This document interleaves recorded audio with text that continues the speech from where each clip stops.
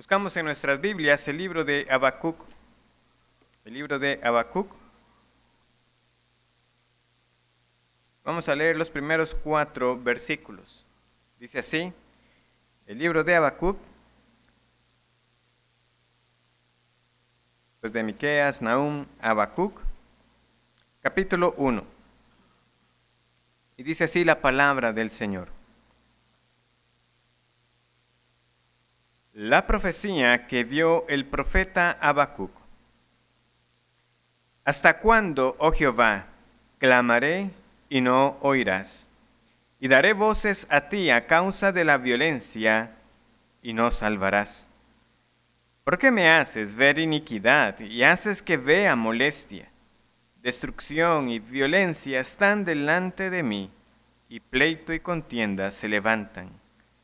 Por lo cual, la ley es debilitada, y el juicio no sale según la verdad, por cuanto el impío asedia al justo.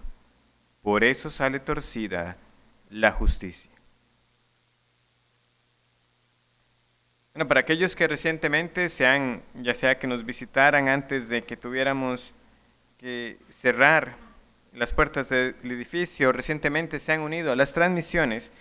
En los últimos años he dedicado el espacio para predicar a los profetas menores. Recientemente concluimos Miqueas, la semana pasada finalizamos Nahum y ahora estamos entonces empezando este nuevo estudio en Habacuc. Y estudiamos este libro como estudiamos cualquier otro libro de la Biblia, como palabra de Dios. Ahora, como a veces nos sucede, en especial con los profetas menores, posiblemente solamente mencionar el nombre de Habacuc no nos venga de primera mano a nuestra mente cuál es el contenido del libro, de primera mano, pero sí vamos a ver que hay algunas porciones de este libro que nos van a resultar familiares. Y yo me atrevería a afirmar que 2 de ellas son las que más destacan, en especial la segunda parte del versículo 4, mas el justo por la fe vivirá, que he también decidido utilizar para subtitular la serie. Nos debe sonar, ¿verdad?, por su uso en el Nuevo Testamento. Y sin duda también otra porción que suele ser muy citada, compartida, la tenemos al final del libro, en especial a partir del versículo 17. Aunque la higuera no florezca, ni en las vides haya frutos, aunque falte el producto del olivo, y los labrados no den mantenimiento, y las ovejas sean quitadas de la majada, y no haya vacas en los corrales, con todo, yo me alegraré en Jehová, y me gozaré en el Dios de mi salvación. El estilo de este libro lo pone en una categoría aparte, en el sentido de que el mensaje profético, como vamos a ver, se nos presenta más bien como una serie de diálogos. Es el profeta expresando, ¿verdad?, su frustración, sus dudas, sus quejas al Señor ante lo que está ocurriendo. El Señor le responde, pero aún esa respuesta parece no satisfacer al profeta. ¿Pero cómo es que vas a actuar de esa manera? Y el Señor vuelve y responde. Y es entonces cuando el libro nos da a entender que Habacuc finalmente entiende lo que el Señor le ha enseñado, y por lo tanto podemos ver ese capítulo 3 como esa gran respuesta en fe del siervo del Señor. Ahora, las preguntas de Habacuc son también las preguntas de muchos cristianos, y las respuestas de Dios son también las respuestas que nosotros debemos atender. Y solo así, por la fe, podremos decir nosotros con el profeta al final, con todo yo me alegraré en Jehová. Entonces, quiera el Señor bendecir estos domingos que estaremos estudiando este profeta menor, para que nuestras dudas, nuestra fe sea madurada, más instruida, y con ello podamos nosotros caminar y alegrarnos más en la gran salvación que el Señor nos da. Hoy veremos tan solo esos primeros 4 versículos que muchos han llamado la primera queja de Habacuc. Y básicamente entonces vamos a buscar entender un poquito del contexto del libro, a partir de la declaración que tenemos del versículo 1, y el contenido entonces de esta primera queja, cuáles son esos cuestionamientos que el profeta ha expresado. Entonces, en primer lugar, ¿quién fue Habacuc? ¿Quién es el autor humano, el instrumento humano para registrar estas palabras divinamente inspiradas? Dice el versículo 1, la profecía que vio el profeta Habacuc.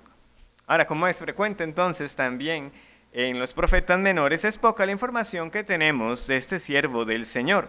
De hecho, también otro aspecto que lo distingue de la mayoría de libros proféticos es que Habacuc tampoco provee en su declaración inicial durante cuál reinado dijo estas palabras, ¿verdad? Usualmente, no todos, pero usualmente los profetas inician, ¿verdad?, la profecía que vino en los días del rey o de los reyes, y entonces eso nos ayuda para identificar más rápido cuándo esto es dicho.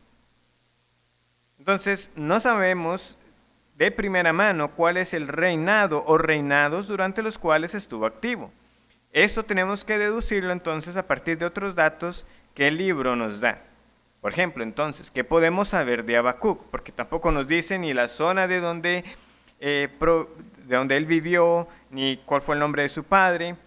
Pero a partir del versículo 5 sí tenemos una pista. Dice, mirad entre las naciones y ved, y asombraos, porque haré una obra en vuestros días, que aun cuando se os contare, no la creeréis. Porque he aquí, yo levanto a los caldeos, nación cruel y presurosa, que camina por la anchura de la tierra para poseer las moradas ajenas. Ya luego estudiaremos en detalle esta porción, pero ¿qué nos está informando estos dos versículos? Que ya está anunciando ese aumento del poder, ese ascenso de los babilonios que se iban a convertir eventualmente en la nación más poderosa por un buen espacio de años. Estos caldeos son los babilonios. Entonces, esto ya nos deja ver que Asiria todavía estaba en el mapa, pero realmente ya el Señor está diciendo, es por poco tiempo. Ahora vienen los babilonios como instrumento en mi mano para castigarles. Ahora, particularmente, como hemos leído en estos versículos, Habacuc se está quejando es del mal que él está viendo en su propia nación. Por lo tanto, el castigo que estos caldeos están realizando no solamente sobre las naciones que están poseyendo, sino que va a ser también sobre ellos.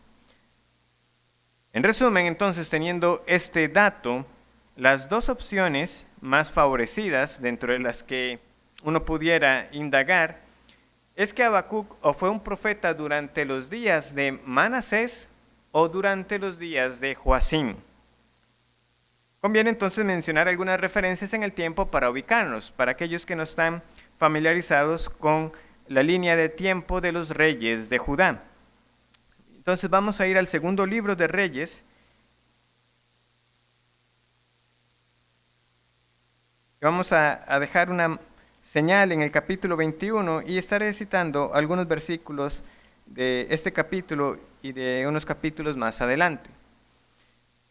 Entonces David y Salomón, ¿verdad?, fueron esos grandes reyes que el Señor dio a Israel. Después de Salomón el reino es dividido. Y después de ellos dos, los dos grandes reyes que destacan por su piedad en el reino de Judá son el rey Ezequías y el rey Josías. Aunque el rey Ezequías fue un rey piadoso, nosotros podemos ver cuánto espacio realmente le dedican las escrituras, ¿verdad?, a el reinado de Ezequías. Con todo, es ya con este rey que el Señor anuncia que un día Judá iba a ser cautivo de los babilonios. Sin embargo, como sabemos que durante el reinado de Ezequías en general la nación prosperó y él la cuidó, entonces el mal que estaba viendo Habacuc no pudo haber sido en los días del rey Ezequías. Es ya con su hijo Manasés que a nosotros se nos describe la gran impiedad de este hombre, cómo pervirtió la nación, cómo se dio a servir a los ídolos, cómo incluso llegó a sacrificar a su hijo. Este hombre aumentó mucho el pecado, pervirtió al pueblo y sus pecados son recordados más adelante. Uno va a ver que después de ese momento, no es extraño que un profeta recuerde que por los pecados de Manasés vienen estas cosas. Entonces, por ejemplo, vean lo que dice el versículo 12. Segundo libro de Reyes, capítulo 21, versículo 12. Por tanto, así ha dicho Jehová, el Dios de Israel.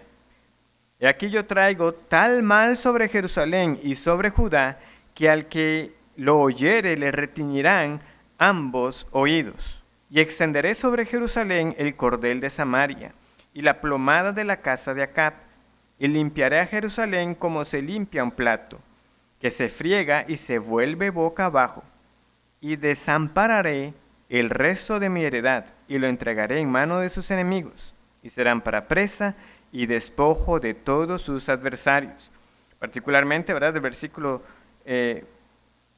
12, cuando dice que traerá tal mal que incluso retiñirá en ambos oídos, ¿verdad? Ese elemento de la gran ruina pareciera recordarnos también un poco lo que dice Habacuc en el versículo 5 del capítulo 1. Después de Manasés, nosotros vemos que es el nieto Josías, el otro rey piadoso, que escucha la ley del Señor, se arrepiente de corazón y nuevamente busca que la nación sirva al Señor. Él quita los ídolos, vuelve a celebrar la Pascua, es otro gran rey piadoso. El Señor dice entonces que ese castigo que ya estaba en firme, que era simplemente cuestión de tiempo, no lo iba a traer en los días de Josías. Entonces leemos lo siguiente. Segundo libro de Reyes, capítulo 23, versículo 26. Segundo de Reyes 23, 26.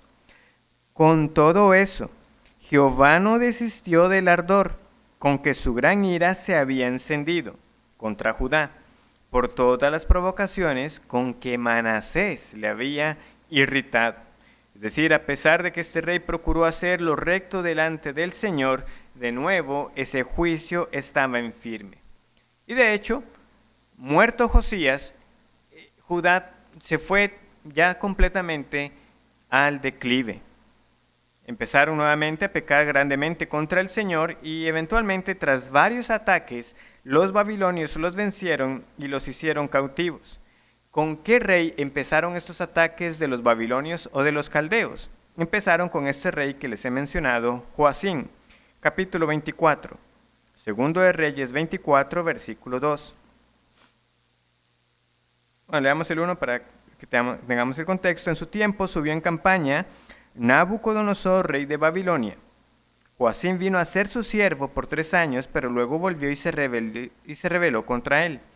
Pero Jehová envió contra Joacim tropas de caldeos, tropas de sirios, tropas de moabitas y tropas de amonitas, los cuales envió contra Judá para que la destruyesen, conforme a la palabra de Jehová que había hablado por sus siervos los profetas.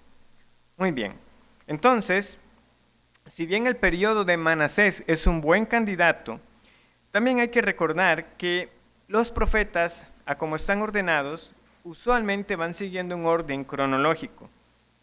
Por lo tanto, y dado que Habacuc menciona este ascenso tan inminente de los babilonios, los cuales todavía no eran una potencia en los días de Manasés, para efectos de nuestro estudio, vamos a entender entonces que Habacuc fue contemporáneo de Jeremías, de Nahum y de Sofonías.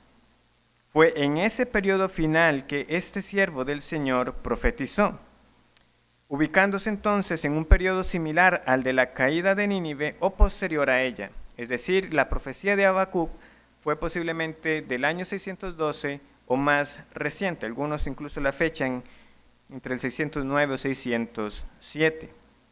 El otro dato que pudiéramos saber con certeza acerca de Habacuc, o con cierto grado de certeza quiero decir, es que hay referencias al templo y al final del capítulo vemos una especie de subtítulo que dice al jefe de los cantores. Por lo tanto, Habacuc pudiera haber sido también alguien vinculado con el sacerdocio o al menos un levita. De hecho, hay una historia, y aclaro desde ya, es una historia apócrifa en lo que se conoce como el relato de Bel y el dragón, en que se nos dice que un Habacuc, muchos sugieren que ese relato apócrifo quiere referirse a Habacuc, el profeta, donde un ángel llevó a Habacuc para que auxiliara a Daniel cuando éste estaba en el foso de los leones. Sin embargo, por la línea de tiempo, para el año en que Daniel estuvo en el foso de los leones, difícilmente pudiera tratarse del mismo Habacuc. Por lo tanto, el relato simplemente se toma como lo que es, un relato de ficción. Sin embargo, ¿por qué lo traigo a colación? Porque esa historia menciona que Habacuc era levita. Entonces pudiera servir como una pista de lo que se conocía posiblemente de este profeta como en efecto siendo un levita. Ahora, muy bien, dicho todo esto, lo más importante es que este hombre fue el instrumento que Dios usó para ver la profecía o la carga, como dice el versículo 1, la carga que vio el profeta Habacuc. Y que intencionalmente la escritura no se centra en el hombre, sino en el mensaje. Debemos atender a Habacuc porque es Dios quien habló. En última instancia, lo que tenemos aquí es esta bendita palabra inspirada por el Espíritu Santo. Y aún entonces, estas preguntas y estas inquietudes que Habacuc va a expresar fueron aquí escritas bajo inspiración divina. Ahora bien, entonces, ¿de qué se queja el profeta o de qué se quejó? Podemos separar su queja en tres aspectos. Podemos decir en primer lugar que su oración no fue escuchada, o él creía que su oración no era escuchada. En segundo lugar, de que estaba en desacuerdo con el proceder de Dios. Y en tercer lugar, estaba en desacuerdo con las consecuencias de lo que pasaba también en Judá. En primer lugar, entonces, salta a la luz que hay una desazón del profeta por la aparente ausencia de la respuesta de Dios. Versículo 2, ¿hasta cuándo, oh Jehová? ¿Hasta cuándo? Clamaré y no oirás, y daré voces a ti a causa de la violencia y no salvarás. ¿Hasta cuándo? Habacuc no nos dice por cuánto tiempo ha estado orando al Señor, pero ha sido un tiempo considerable. Ha sido un tiempo que se le ha hecho extenso al profeta, donde él dice, he clamado y clamo, Señor, por lo que pasa en mi pueblo. Veo el mal que prospera y en apariencia Dios hace nada. Dios no responde. Él dice que ha clamado al Señor, pero no le contesta. Ahora este verbo que leemos ahí, clamaré, es apropiado que lo observemos en detalle. Él ha clamado. Y esa palabra se refiere a llamar a gritos para pedir libertad. No debemos entender que literalmente Habacuc orara de ese modo, ¿verdad? Gritando. Pero para expresar cómo oraba al Señor, era como gritos que salían de lo más profundo de su ser. La segunda palabra cuando aparece, y no oirás, y daré voces a ti. Nuevamente está reforzando ese gemido en angustia a causa de la violencia en la tierra. Es una oración intensa. Él no simplemente se está quejando porque ha orado casualmente de vez en cuando por esto. Señor, tú sabes, te lo he pedido en algún otro momento, pero no veo la respuesta, ¿no? Ha sido su oración en angustia y no ve respuesta. ¿Qué tipo de violencia es la que ha visto que le lleva a suplicar de tal modo? Bueno, esto lo podemos nosotros saber cuando leemos precisamente los libros históricos y los demás libros proféticos. No voy a leer los pasajes, simplemente voy a resumir lo que nosotros sabemos de las denuncias de los demás profetas. Pero ¿qué era usualmente lo que ocurría? Bueno, que usualmente los pobres sufrían abusos, que sus causas no eran juzgadas con rectitud, sino que se inclinaban a los más ricos. ¿Por qué? Porque estos pagaban para adulterar el juicio, para que fuera a su favor. Y esto quiere decir que los ancianos y los jueces se dejaban sobornar, aquellos que eran encargados de emitir el juicio. También sabemos que era común que las balanzas fueran adulteradas, de modo que no vendían realmente la cantidad que indicaba la medida. Los profetas también se vendían por precio, profetizaban favorablemente a aquellos que les daban más y al que no le daba, pues le predicaban la ruina. Y todo eso también se daba en un contexto de idolatría descarada. en la cual ofrecían sacrificios a los dioses de otras naciones. El clímax de esta maldad se veía reflejada cuando entonces, a pesar de todo este pecado, de toda esta maldad, ellos pretendían presentarse al Señor con un rito externo que se ajustara a lo que el Señor había establecido y pretender que nada pasaba. Pero su corazón realmente estaba apartado de Dios. Podemos añadir más a la lista, pero bástenos saber que en efecto el pueblo se había corrompido, se había dado a muchísimos pecados. Entonces es conveniente que nos hagamos unas preguntas para nosotros. Ahora mismo, ¿cuál es su actitud ante el mal? ¿Está usted clamando por el mal que ve? La queja de Habacuc surge de un sentido profundo de la justicia, de una justicia no definida por lo que él creía que era justo, sino de la justicia, de lo que es justo por lo que Dios ha dicho que es justo y bueno. Por eso es que ora a Dios, porque es el Dios de justicia. Hay injusticia, ¿a quién voy a buscar? ¿A quién voy a clamar? Al Dios que es justo, a aquel que hace lo recto. Pero la realidad de lo que observa dista mucho de lo que realmente tenía que ser el pueblo del Señor. Este pueblo que tenía la ley de Dios, que debía saber distinguir entre lo bueno y lo malo, entre lo santo y lo profano, estaba descarriado, pecando y añadiendo pecado sobre pecado. Y esto lo ve él y lo lleva a clamar al Señor. ¿Nos hemos acostumbrado al mal que vemos? ¿Nos hemos vuelto insensibles a los pecados con los que los hombres ofenden a Dios todos los días?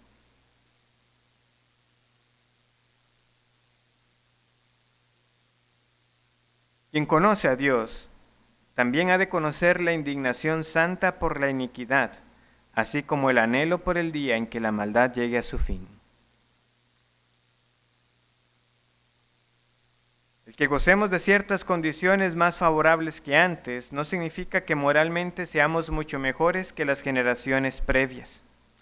Recordemos la pregunta que hacía Nahum en el capítulo 3.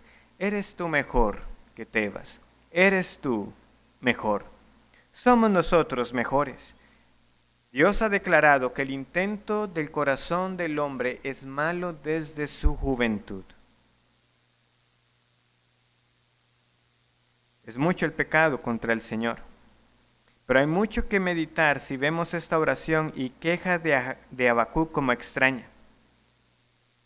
Qué raro que el profeta esté como reclamándole al Señor porque ora y no le contesta. ¿Acaso no es eso algo que le suceda a todo creyente que ora al Señor y el Señor le hace esperar a uno la respuesta? ¿Pero por qué es que está orando Habacuc? ¿Cuál es el motivo y qué es lo que lo lleva a clamar de la manera que está clamando? Si vemos extraño a este hombre que está en gran angustia por causa del pecado que ve, revela cuán poca estima tenemos por el nombre de Dios y su santidad. Y para añadir más a nuestra urgencia de una seria reflexión, esta crisis global que viene a afectarnos a todos, a unos más que a otros, todos en cierta medida hemos sufrido las secuelas de las distintas medidas que han sido implementadas en cada país.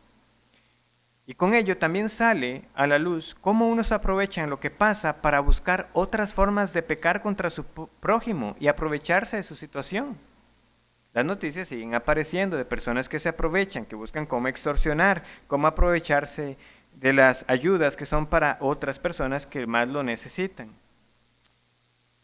Es como que pareciera que nada realmente detiene al hombre de pecar y de continuar pecando contra el Señor.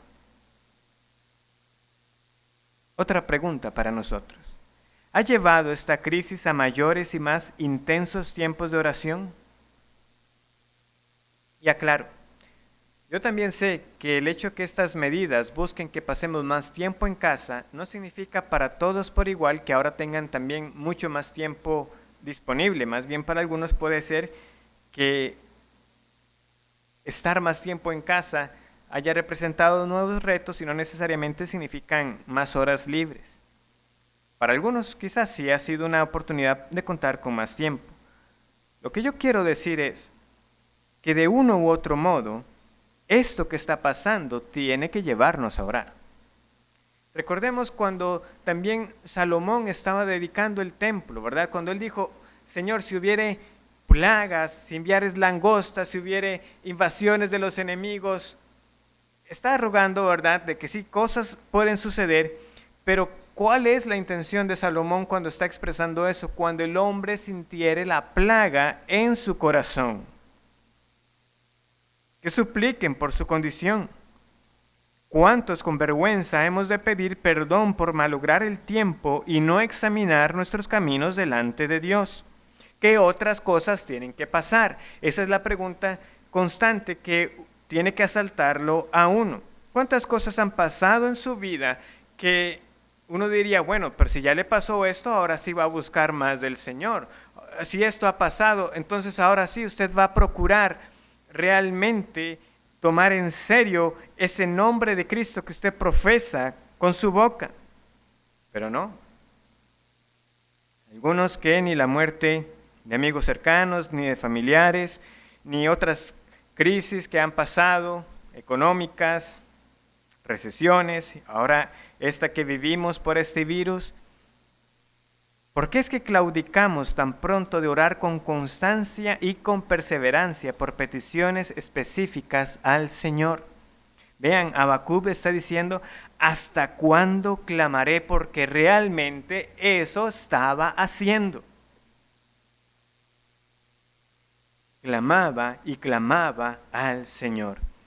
Pero ¿cuántos parece que la impresión de una catástrofe, de una tragedia, dura tan solo unos pocos días? Por eso es que yo veo al menos dos peligros conforme pasa el tiempo. Uno de ellos es que realmente nos acostumbremos a todo esto, que como algunos dicen que esto sea la nueva normalidad. Y vean, no me refiero al hecho de que ciertas medidas en efecto vayan a durar mucho más tiempo, incluso cuando ya sea que se haya encontrado un remedio o algunas otras soluciones. Puede ser que sí, por un tiempo lo más común siga siendo ver los supermercados vacíos y las personas procurando pasar más tiempo en casa. Lo que más me preocupa es que nos lleguemos a sentir cómodos con un cristianismo que cree que puede cumplir todos sus deberes a distancia, que ya no busca ser testigo de Cristo ante otros y que no se lamenta por todas aquellas oportunidades perdidas porque ahora es más difícil acercarse a otros sin ser visto con ojos extraños, como si pudiéramos ser nosotros fuentes de contagio, y que nuestra actitud sea simplemente, es que ahora es así, ya ahora ya no se puede hablar, y como ya no se puede hablar, pues yo no hablo, o ya no busco cómo testificarle a otros de Cristo. Lo segundo es que no confundamos, la queja de Habacuc con solamente eso, como si fuera solo un desahogo y ya. Los cristianos no deberíamos quejarnos solo por deporte. Es triste, pero hay que reconocerlo. Muchas veces, iniciativas y conversaciones entre cristianos son realmente más quejas que acciones o llamados a buscar el rostro del Señor. Qué mal está el mundo, vamos de mal en peor y ya.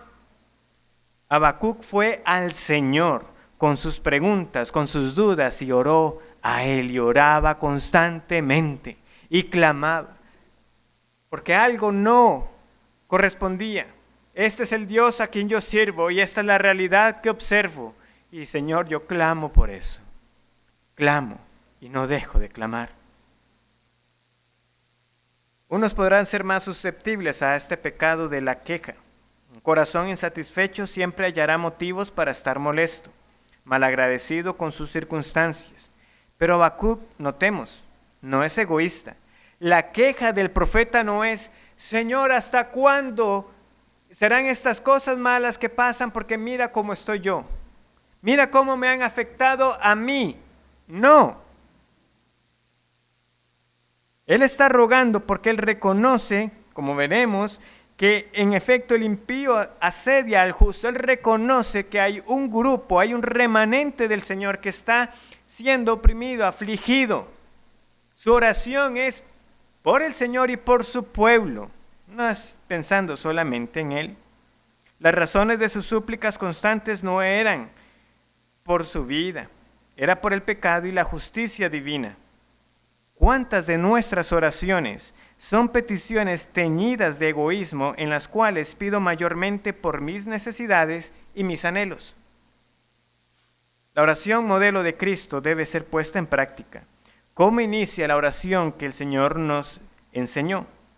Esta inicia primero reconociendo quién es Dios. Nuestro Padre, sí, pero como nuestro Padre precisamente tiene autoridad sobre nosotros. Padre nuestro que estás en los cielos, santificado sea tu nombre, venga tu reino, hágase tu voluntad como en el cielo, así también en la tierra. Es ese nuestro clamor. Oh Señor, que tu nombre sea santificado en medio de este mundo incrédulo. Que nuestros mismos corazones sean sensibilizados al recibir este azote y que muchos otros sean inquietados. Que haya temor de ti cuando vemos que el pecado no cesa a pesar de las claras advertencias que das. Es así como estamos orando. ¿Cómo estamos nosotros aprovechando estas circunstancias o cómo estamos nosotros respondiendo ante lo que el Señor ha traído? Oh Señor, hágase tu voluntad, santifica tu nombre. Trata con nosotros y trata con los malvados. En segundo lugar, Habacuc expresa también, podríamos llamar, su desacuerdo con los hechos de Dios. Porque él dice, ¿por qué me haces ver? Versículo 3. ¿Por qué me haces ver iniquidad y haces que vea molestia? Destrucción y violencia están delante de mí, y pleito y contienda se levantan. ¿Por qué me haces ver? El profeta entonces no tiene solo inquietudes por el mal que no es castigado en Judá, sino también vemos que expresa estas preguntas porque es a él que le toca vivirlos. ¿Por qué vivo en este momento y lugar para ser testigo de tanto pecado? Veamos las distintas palabras que él utiliza. Iniquidad, molestia, destrucción, violencia, pleito, contienda. Pero aquí es donde hay que hacer una pregunta. ¿Habrá una época en la que Habacuc pudiera haber vivido sin que nada de esto se hallara?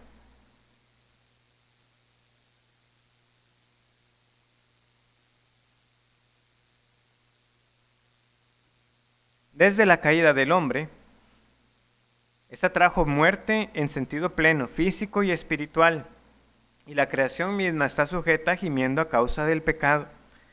Es decir, siempre ha habido iniquidad desde que el hombre cayó. Siempre ha habido violencia. Desde muy temprano nosotros vemos a Caín matando a Abel. Vemos a un Abraham temeroso de que lo pudieran matar por causa de su esposa. Pero el Señor también es cierto que pone freno a la maldad, de modo que no todas las épocas son igualmente pecaminosas. De hecho, Dios mismo en un momento le dijo a Abraham que la maldad de los amorreos no había llegado a su colmo. Es decir, son malos, pero no ha llegado aún a donde va a llegar. En el caso de los días de Habacuc, como les decía, incluso si nos remontamos a los días de Manasés o a estos días de Joacín, el punto es que sí, la nación se había corrompido más que en otros momentos de los que habían vivido. El profeta reconoce que la maldad de este pueblo también está a punto de llegar a su límite. El asunto es que, de nuevo, veamos cómo el profeta no simplemente se conforma con decir algo como, bueno, Señor, ya todos somos pecadores, siempre ha habido pecado. No es esa la actitud del profeta, sino que él veía la gravedad de lo ocurrido a la luz del carácter de Dios. Dios es santo y nosotros no estamos viviendo como Dios lo dice. Esta es una gran diferencia. No es simplemente cuestionar a Dios por lo que me toca vivir, Dios, ¿por qué me haces ver iniquidad? Dios, ¿por qué es esta la época en la que me toca vivir? Entonces también aquí conviene que nos hagamos una pregunta. ¿Estoy en desacuerdo con la época y lugar que Dios me ha hecho vivir? ¿Pretendo ser más sabio que Dios en cuanto a cuáles deberían ser las condiciones del mundo y mis condiciones para estar conforme con Dios? El pecado no puede dejarnos indiferentes, pero de nuevo, es nuestro malestar por lo que el pecado es y por la ofensa contra Dios que significa, o mi molestia con el pecado lo es solo en la medida en que me afecta a mí. Que roben, pero si me roban a mí es diferente. Que insulten, pero cuando me insultan a mí es diferente. Es ahí entonces, Señor, ¿por qué si me haces ver tanta iniquidad? Porque hasta ahora entonces sí estoy sufriendo las consecuencias del pecado. Por eso les digo, debemos ser cuidadosos de simplemente llegar y ver esta queja de Habacuc como quejarse o por razones egoístas del profeta. Es muy distinto preguntar, ¿por qué a mí, Señor? A preguntar, ¿por qué veo tanto pecado contra ti, oh Dios?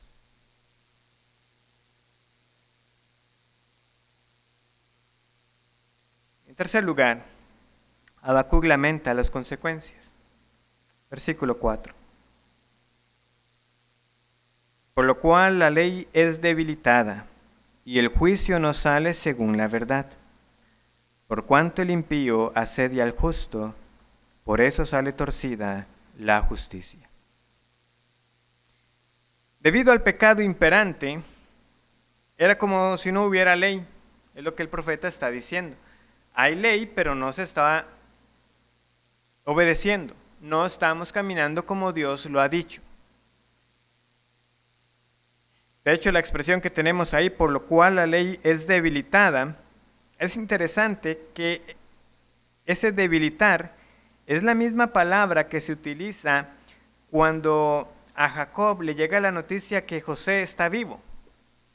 Claro, era difícil para él creer, él ya pensaba que José estaba muerto, ¿verdad?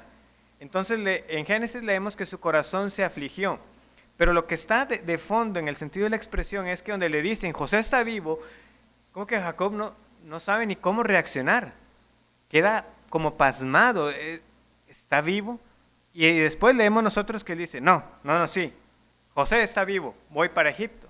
Después es como que reacciona.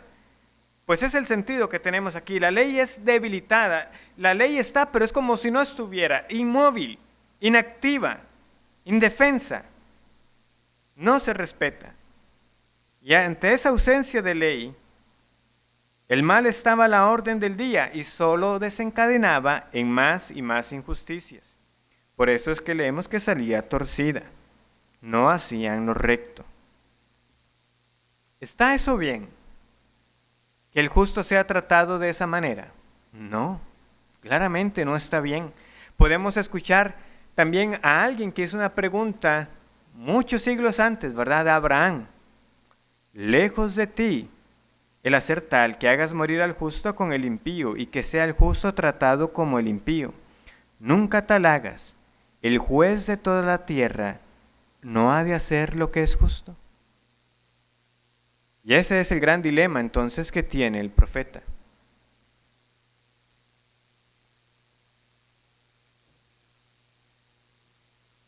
Hay un Dios y este Dios tiene que hacer lo que es justo, pero no lo está viendo.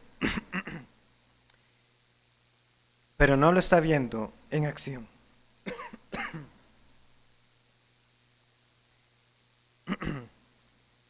¿Cuál será la respuesta del Señor? Eso lo veremos la próxima semana.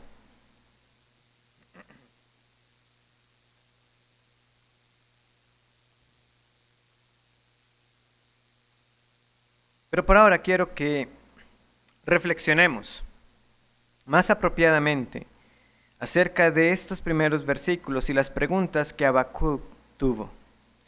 Porque yo honestamente creo que todo cristiano también se ha hecho esas preguntas, o preguntas muy parecidas. El asunto es cómo lo preguntamos y cómo respondemos cuando Dios de una u otra manera nos hace ver su respuesta. ¿Es nuestra actitud desafiante o es humilde? ¿Es una actitud que nos lleva a orar o es simplemente a quejarse? Un término que aparece con frecuencia cuando uno estudia el libro de Habacuc es la palabra teodicea. Por ejemplo, dice un comentario bíblico: un problema aún más grave para Habacuc era la aparente inactividad de Dios frente al mal implacable. El problema de la teodicea era grande para los adoradores concienzudos y reflexivos de Yahvé. ¿Por qué un Dios justo y soberano permitiría continuamente que el pecado quedara impune?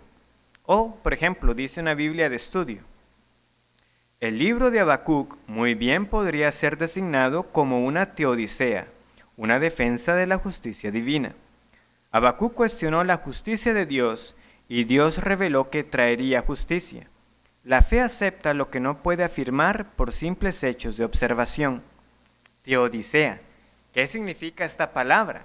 Que, como les digo, esos son dos ejemplos, pero suele aparecer cuando se están viendo estas preguntas de Habacuc en estos versículos.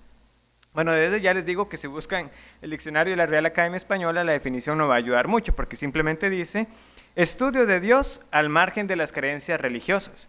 Pero realmente cuando se usa la palabra teodicea es más que eso, es más que simplemente el estudio de Dios. Es como está señalando esta Biblia de estudio una defensa de la justicia divina. Teo, de la palabra para Dios, y ese dicea que tenemos ahí tiene también su raíz en el griego paradike, para justicia.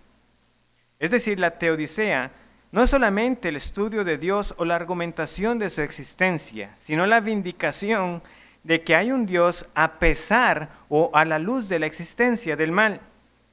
En pocas palabras, si hay un Dios y es bueno y todopoderoso, ¿por qué pasan cosas malas? Si alguno quiere luego buscar más y busca esa palabra, verán que va a aparecer un matemático alemán de apellido Leibniz como aquel que acuñó el término teodicea, porque no solamente era matemático, era también un creyente, él fue protestante. Si alguno estudia la historia de la computación, en algún momento verán el nombre de él porque él creó una calculadora, la calculadora de Leibniz. Y él también buscó defender la justicia de Dios a pesar del mal y las catástrofes que sucedían. Y no es esto así realmente, que muchas veces cuando uno busca compartir el evangelio, que uno quiere compartir un poco de la palabra con personas, que usualmente es una de las preguntas más frecuentes que nos hacen. Bueno, pero si Dios es bueno, ¿por qué pasan cosas malas? ¿Por qué es que hay tanta pobreza? ¿O por qué mueren tantas personas?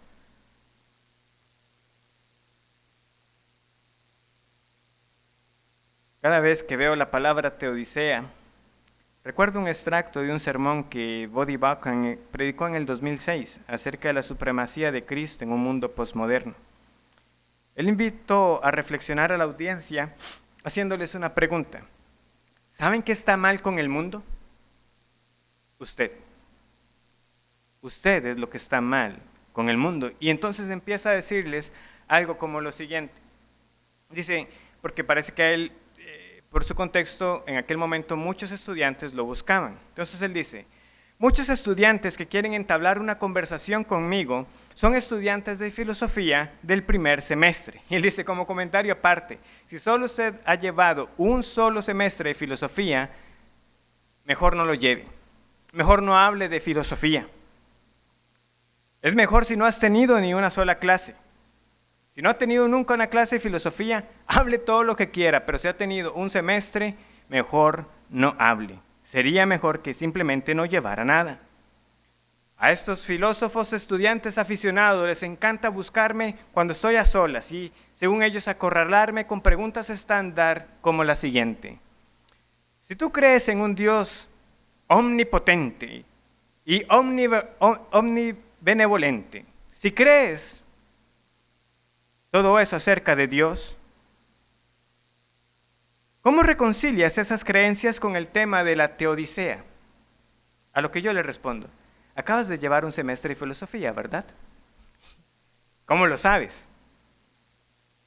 Bueno, porque si no lo hubieras llevado, realmente me hubieras hecho la pregunta de la siguiente forma. Si Dios es tan poderoso y tan bueno, ¿cómo es que suceden cosas malas? Pero no voy a responder la pregunta hasta que la hagas correctamente. Pero trabajé en esta pregunta toda la semana. ¿A qué te refieres a que haga la pregunta correctamente? No te voy a responder la pregunta hasta que la hagas correctamente. Hasta que la preguntes de manera apropiada. No lo estás haciendo. ¿Qué quieres decir con que haga la pregunta correctamente? Es mi pregunta. ¿Cómo tengo que hacerla? No puedes decirme cómo hacer mi pregunta. A lo que respondo pacientemente. Contestaré su pregunta hasta que la haga correctamente. Entonces, cuando están listos, cuando finalmente parecen entender y querer escuchar más, Él les dice, tú vas a hacer esta pregunta correctamente hasta que me mires a los ojos, me preguntes lo siguiente, ¿cómo puede un Dios santo y justo, que sabe todo acerca de mí, que sabe todo lo que pensé, dije e hice, no haberme matado en la noche mientras dormía? Pregúntalo de esa manera y podremos hablar. Pero hasta que no lo pidas de esa manera, no entiendes el problema.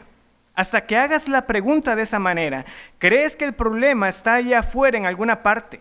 Hasta que hagas la pregunta de esa manera, tú crees que el problema está allá afuera, que hay un grupo de personas que merecen algo más que la ira del Dios Todopoderoso. Cuando me haces la pregunta de esa manera, cuando dices, ¿por qué estamos aquí hoy? ¿Por qué no hemos sido consumidos por la ira de Dios? ¿Por qué no nos ha devorado a cada uno de nosotros? ¿Por qué Dios? ¿Por qué tu juicio y tu ira tardan? Entonces realmente empiezas a entender el problema. El problema con el mundo soy yo. El problema es el hecho de que no reconozco la supremacía de Cristo. El problema es que empiezo conmigo mismo como la medida de todas las cosas. Juzgo a Dios basándome en lo que yo veo bien como la agenda para el mundo. Y creo que tengo la potestad para decir que es verdad. El resultado entonces es que quiero un Dios omnipotente pero no soberano. Porque un Dios que es omnipotente pero no soberano es uno entonces en el cual yo ejerzo mi poder. Pero si mi Dios es omnipotente y soberano, entonces yo estoy a su merced. ¿Quién soy? Soy la corona de la creación de Dios, tejido en el vientre de mi madre. Y estoy aquí para traer gloria y honor al Señor Jesucristo.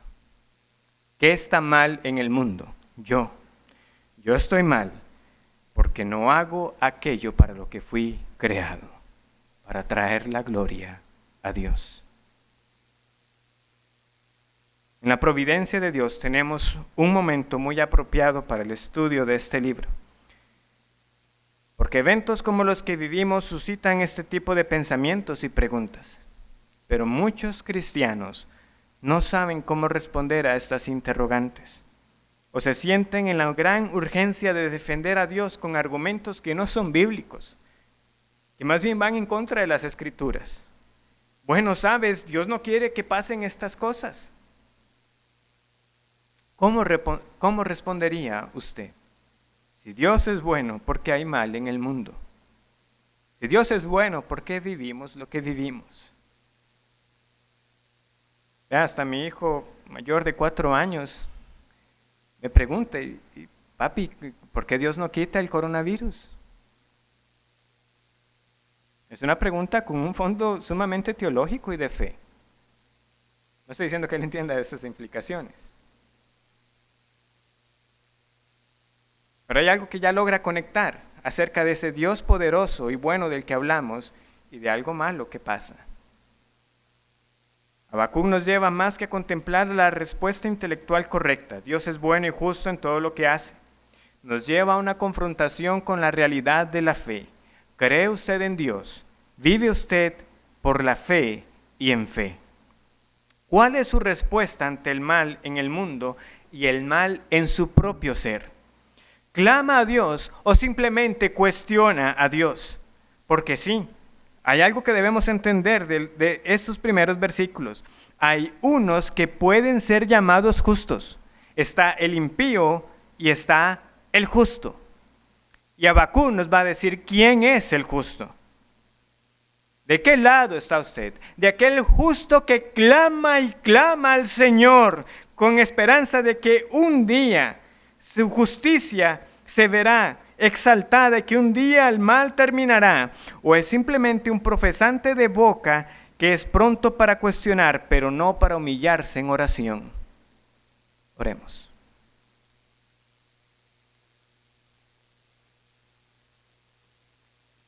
Gracias te damos, Señor, por tu palabra.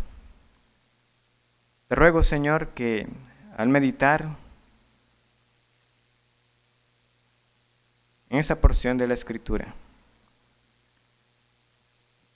y excusando la debilidad, Señor, de lo dicho, podamos nosotros acercarnos con una actitud humilde y sincera a ti, clamando de verdad, para que tus tratos con nosotros no sean en vano, sino que nos lleven a acercarnos a ti, a amarte más, a ser más prontos y dispuestos a obedecer y a realmente a recibir con fe aquello que aún no podemos, Señor, entender. Que muchos vean su arrogancia cuando pretenden demandar de ti respuestas, cuando son ellos los que están sentados en el banquillo de los acusados.